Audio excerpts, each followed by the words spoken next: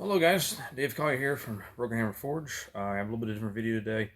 We're actually going to be over in a little bit over at a guy's shop, Dr. Bruce Jarrell, who's going to be presenting at the 2020 Abana conference up in New York. And he was working with some different ideas for forge welding. We had actually seen some videos where you do what's traditionally a two-person weld, where you'd have two people, one person holding the weld, second person do the hammering, whatnot. And so that's very traditional in the old school shops. We had more than one person working. But it was trying to do it with a one-man shop. And then he's trying to basically work with the Big Blue and try to tweak that as using that one for the welds.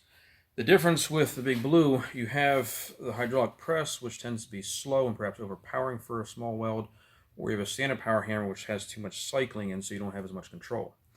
With the Blue, you can actually change the toggles and the dials so you can control and have a much shorter, quick stroke to it. You can change the pressure back here so you're not crushing it. But also you have a component where you can put a piece in, trip this guy, come down and actually hold. So you can have a rapid come down and compression with an actual sustained compression. And so this is kind of the idea is doing with the forge weld. Try to have that, which would give you an actual second pair of hands, so to speak, to do this double hand weld, but also not have the slowness of a press or the chatter from regular forge weld or regular power hammer. So anyone who isn't familiar, what we're talking about with the drop tongue weld is you have two pieces, you're trying to weld them end to end. You lay the first one down, grab it and pin it with the second one, let go, grab the hammer, and on and so forth from there. But it's a balancing act. If you're off in any direction, you're either losing temperature or you basically mismatch the weld. But also from the time out to in, you've got about 3 to 5 seconds depending on the mass of the material. So hence that's what we're talking about, where this would give us a third hand or make things a little bit easier. So here you have the end-to-end weld, which would typically be done with a drop tongue method, which as we saw requires quite a bit of practice and balancing act.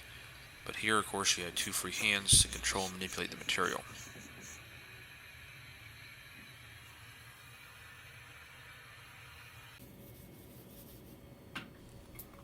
Here Bruce is refining and cleaning up the forge weld, also testing it for quality. Now this was after a second pass under Big Blue, also welding heat, but not with the lock and hold feature, but rather under the standard cycling function.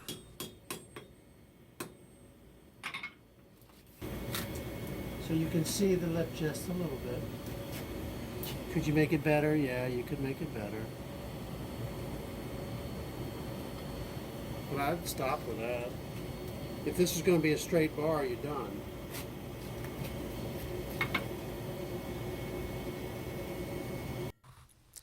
From here we began to just play around with different angles. Of course here doing a 90-degree weld, which typically would have been done with a two-person technique in the old days, simply because the drop tongue method doesn't have as much leverage to hold down that first piece with a 90-degree angle. But of course having that third hand of the power hammer worked out just fine.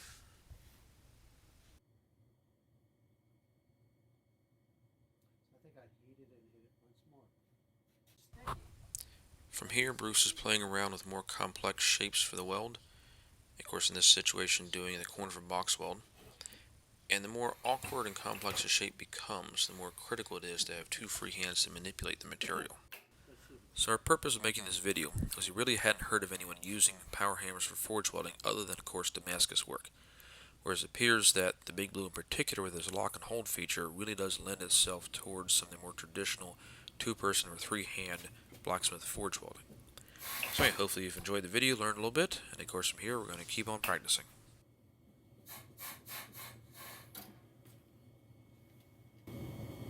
That one looks pretty good, doesn't it?